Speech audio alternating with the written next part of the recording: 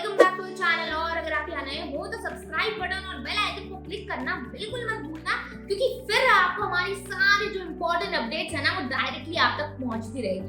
तो आज हम बात करने वाले हैं ड्रीम 11 के बारे में। ड्रीम 11 एक इंडिया का बेस्ट फैंटेसी स्पोर्ट्स एप्लीकेशन या प्लेटफॉर्म हम कह सकते हैं। तो अगर आप क्यूरियस हो कि कैसे छोटा सा स्टार्टअप कन्वर्ट हो सकता है फैंटेसी स्पोर्ट्स के वर्ल्ड में एक ब्रांड के बारे में, ब्रांड या जायंट की तरह, तो इस वीडियो को ध्यान से देखिएगा, क्योंकि आज हम सब कुछ कवर करेंगे। आज हम देखेंगे ड्रीम 11 की पूरी जर्नी, कैसे उन्होंने शुरू किया, कैसे अभी वो कर रहे हैं, उनका बिजनेस मॉडल क्या था, रेवेन्यू जनरेशन स्ट्रैटेजी क्या थी, कौन कौन से चैलेंजेस उन्होंने फेस किए, कैसे उन चैलेंजेस को टैकल किया। हम कुछ स्टैटिस्टिक्स इंपॉर्टेंट स्टैटिस्टिक्स भी देखेंगे कि कैसे उनकी ग्रोथ हुई, ताकि आपको यकीन हो जाए उनके ग्रोथ पे। आखिर में हम देखेंगे कि कौन कौन से ऐसे टिप्स और लेसन्स हम सीखे हैं ड्रीम 11 से जो हम अपने खुद के एप्लीकेशन में यूज कर सकते हैं।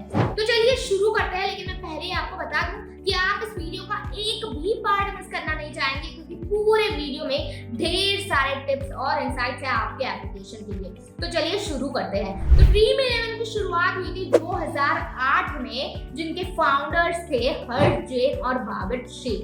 तो हर्ष जैन जस्ट यूएस से वापस आए थे, यूनाइटेड स्टेट्स से वापस आए थे, और यूनाइटेड स्टेट्स में एक कल्चर था फैंटेसी स्पोर्ट्स का।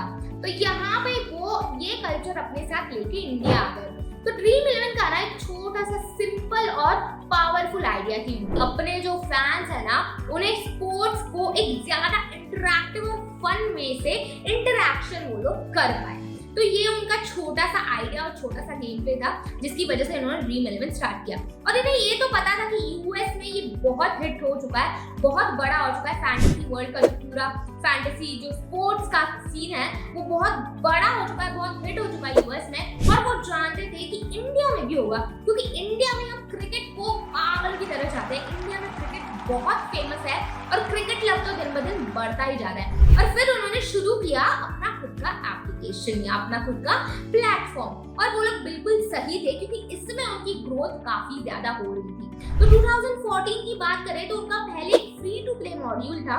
तो 2014 में उन्होंने उसे चेंज कर दिया, कन्वर्ट कर दिया फ्रीमियम मॉडल में। तो फ्रीमियम मॉडल में क्या होता है कि जिसे फ्री में खेलना है वो फ्री में भी खेल सकता है, और जिसे पैसे के देकर यानी सब्सक्रिप्शन बेस्ड मॉडल लेके खेलना है तो वो भी खेल सकता है। इसकी वजह से हम क्या करते हैं, यूजर्स को ज्यादा अट्रैक्ट करते हैं और रेवेन्यू जनरेशन भी हमारा बढ़ जाता है।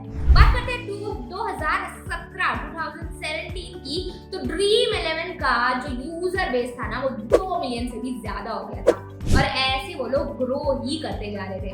बात करें 2019 की, तो ड्रीम 11 पहला इंडियन गेमिंग कंपनी बनी जो यूनिकॉर्न क्लब में शामिल हुई, क्योंकि इनकी जो वैल्यू थी ना वो $1 मिलियन से भी ज्यादा थी। बात कर सकते हैं, क्योंकि यहाँ पर इन्होंने ना सिर्फ क्रिकेट से शुरू किया था, सिर्फ क्रिकेट एक फैंटेसी स्पोर्ट्स की तरह स्टार्ट किया था, और धीरे धीरे ये लोग दूसरे स्पोर्ट्स भी ऐड करने लगे थे। इसकी वजह से इनकी ग्रोथ भी और बढ़ रही थी, कस्टमर बेस भी बढ़ रहा था।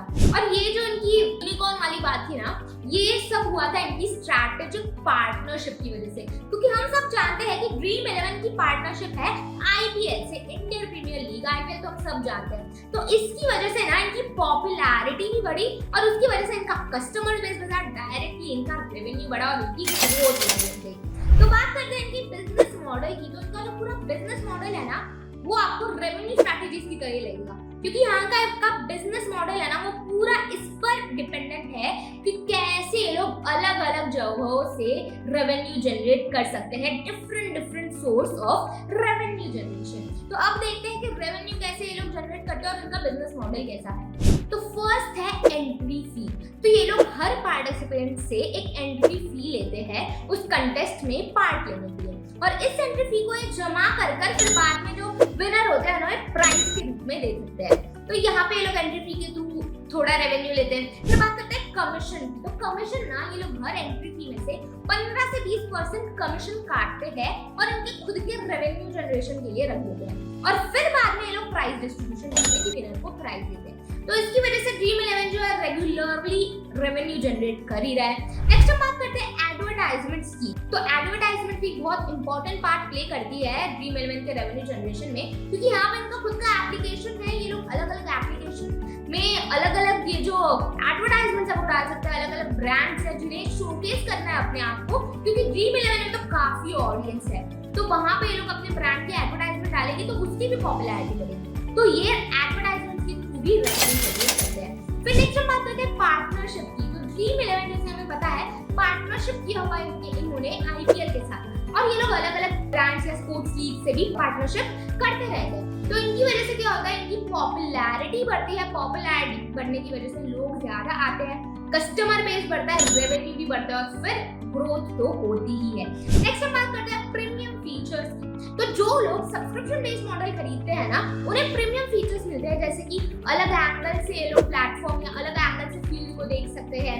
इन्हें टिप्स मिलती है कुछ एडिशनल की ऐसे खेलो, इन प्लेयर्स को चूज करो, इस टीम में ये डालो। तो यहाँ पे ना इन्हें एडवांस फीचर्स, प्रीमियम फीचर्स मिलते हैं, जिसकी वजह से इन्हें सब्सक्रिप्शन बेस्ड मॉडल खरीदना पड़ता है, और इसकी वजह से ड्रीम 11 रेवेन्यू जनरेट करता है। तो ये सारी बात हो गई इनकी बिजनेस मॉडल और रेवेन्यू जनरेशन की। बात करते हैं कुछ चैलेंजेस की जो इन्हें फेस करने पड़े और कैसे इन्होंने उन चैलेंजेस को फेस किया, टैकल किया। तो पहला है लीगल इश्यूज। तो 2017 में ना इनके अगेंस्ट एक क्रिमिनल प्रोसीजर फाइल कर दिया गया था। क्यों? क्योंकि वो कह रहे थे कि ड्रीम 11 का पूरा जो प्रोसीजर है वो पूरा इल्लीगल है। फिर ड्रीम 11 ने काफी कोर्ट बैटल्स लड़े, काफी कोर्ट में उन्होंने जाके केस लड़े, काफी कुछ हुआ, और लास्ट में ड्रीम 11 ने प्रूव कर दिया कि ये जो फैंटेसी स्पोर्ट्स है ना, ये सिर्फ लक के बिहाफ पे नहीं होता, सिर्फ लक पे नहीं होता, बल्कि यहाँ पर स्किल्स और नॉलेज भी बहुत इंपॉर्टेंट है, क्योंकि ऐसे ही कोई भी लक पे जाके टीम नहीं बना सकता अगर उसे इस फील्ड की नॉलेज नहीं हो तो। नेक्स्ट हम बात करते हैं ट्रस्ट और सिक्योरिटी। तो जो कस्टमर होता है उनका ट्रस्ट, क्योंकि वो लोग डाटा दे रहे हैं, तो उन पे ट्रस्ट हम कर सके या फिर कस्टमर सब पे ट्रस्ट कर सके, ये बहुत इंपॉर्टेंट है। और जो ट्रांजैक्शन में सिक्योरिटी होती है ना, वो बहुत इंपॉर्टेंट है, और इसकी बड़ी प्रॉब्लम आ रही थी। फिर ड्रीम 11 ने क्या किया, कुछ प्रोटोकॉल्स लिए, कुछ टूल्स ऐसे ले लिए जो सब कुछ देखे कि ये जो हमारे कस्टमर्स है उनका डाटा सेफ रहे, सिक्योर रहे, और ट्रांजैक्शन भी अच्छी तरह से सिक्योर तरीके से हो। नेक्स्ट हम बात करते हैं मार्केट कंपटीशन की। तो अलग अलग फैंटेसी स्पोर्ट्स के एप्लीकेशन प्लेटफॉर्म्स भी मार्केट में आने लगे और कंपटीशन बहुत बढ़ गया था। पर इसे इन्होंने कैसे टैकल किया, ये हमेशा इनोवेटिव रहे, हमेशा अलग अलग फीचर्स लाएंगे, अलग अलग अपडेट्स लाएंगे, अलग अलग तरह के स्पोर्ट्स, अलग अलग फैक्टर्स लाएंगे ताकि यूजर एंगेजमेंट बढ़ा रहे। तो ये सब हो गए चैलेंजेस की। अब बात करते हैं कुछ स्टैटिस्टिक्स, सीधा डाटा के बारे में, जिससे आपको पता चलेगा कि सच में ड्रीम 11 ग्रो हो रहा है। बात करें इनके नंबर ऑफ यूजर्स की, तो 2024 की बात करें, इनके यूजर्स 120 मिलियन से भी ज्यादा है, वो भी वर्ल्ड वाइड। सोच सकते हैं इतने ज्यादा यूजर्स हैं इनके। बात करें इनके रेवेन्यू की, तो FY 2023 में इनका रेवेन्यू था 2070 करोड़ रुपीस। और अगर इनके कंटेस्ट्स की बात करें, तो ड्रीम 11 ना मिलियंस ऑफ कंटेस्ट रोज होस्ट करता है, पूरे ईयरली होस्ट करता है। और क्या ना, ये लोग अपने पार्टिसिपेंट्स या अपने यूजर्स को काफी अलग अलग वेरियस और डिफरेंट स्पोर्ट्स और उनके फैक्टर्स प्रोवाइड करते हैं। इसकी वजह से क्या होता है, इनका यूजर एंगेजमेंट बढ़ता है, जिसकी वजह से डायरेक्टली इनकी रेवेन्यू बढ़ती है और इनका ग्रोथ होता है। तो ये सब हमने देख लिए चैलेंजेस। अब पूरी ड्रीम 11 की जर्नी तो हमने देख ली है, कैसे इन्होंने क्या किया, बिजनेस मॉडल क्या है, चैलेंजेस कैसे फेस किए। अब बात करते हैं कि इस पूरे ड्रीम 11 की जर्नी से हम क्या सीख सकते हैं, हम इसमें से कौन से लेसन्स अपने खुद के एप्लीकेशन के लिए काम में ला सकते हैं। तो चलिए शुरू करते हैं। तो दोस्तों, पहला है identify the market, identify the gap in the market. मतलब आप पहले मार्केट को अच्छे से देखो, मार्केट की रिसर्च करो अच्छे से, उस मार्केट में जो प्रॉब्लम्स है, उस मार्केट की गैप्स को अच्छे से देखो और फिर अपना प्रोडक्ट लॉन्च करो, ताकि ज्यादा यूजर्स आ पाए और आपका जो एप्लीकेशन या आपका जो प्रोडक्ट है ना, वो ज्यादा प्रॉब्लम सॉल्व कर सके और ज्यादा सक्सेसफुल बने। क्योंकि ड्रीम 11 ने भी जो यही किया था, वो लोग एक स्ट्रैटेजी, एक जो यूएस का कल्चर था वो लेके आए और देखा कि इंडिया में तो ऐसा कुछ है नहीं, पर उन्होंने देख लिया कि मार्केट बहुत बड़ा हो सकता है, क्योंकि यहाँ पे क्रिकेट फैंस तो बहुत ज्यादा है और लोग अट्रैक्टेड होंगे इसकी तरफ। तो इन्होंने मार्केट पे अच्छे से रिसर्च किया, गैप देखा और फिर अपना प्रोडक्ट लॉन्च किया। नेक्स्ट हम बात करते हैं एम्ब्रेस द फ्रीमियम मॉडल की। तो फ्रीमियम मॉडल तो ड्रीम 11 ने काफी अच्छी तरह से यूज किया और आप भी कर सकते हैं, क्योंकि फ्रीमियम मॉडल में क्या होता है ना कि आप फ्री का कंटेंट भी दे रहे हो, फ्री के जो यूजर्स के लिए कंटेस्ट होते हैं वो भी दे रहे हो, और लोग पे करके सब्सक्रिप्शन बेस्ड मॉडल खरीद के भी आपका जो प्लेटफॉर्म है वो यूज कर रहे हो। तो इसकी वजह से आप लोगों को अट्रैक्ट भी कर रहे हो फ्री कंटेंट के लिए, और यहाँ पे आप अपने फ्री वाले जो यूजर्स है उन्हें कन्वर्ट भी कर सकते हो, क्योंकि सब्सक्रिप्शन बेस्ड मॉडल में तो ऑब्वियसली प्रीमियम फीचर्स मिलेंगे, उसकी लालच इन्हें दिलाओगे तो ये लोग ऑटोमेटिकली प्रीमियम में आपके प्रीमियम फीचर्स में कन्वर्ट हो जाएंगे।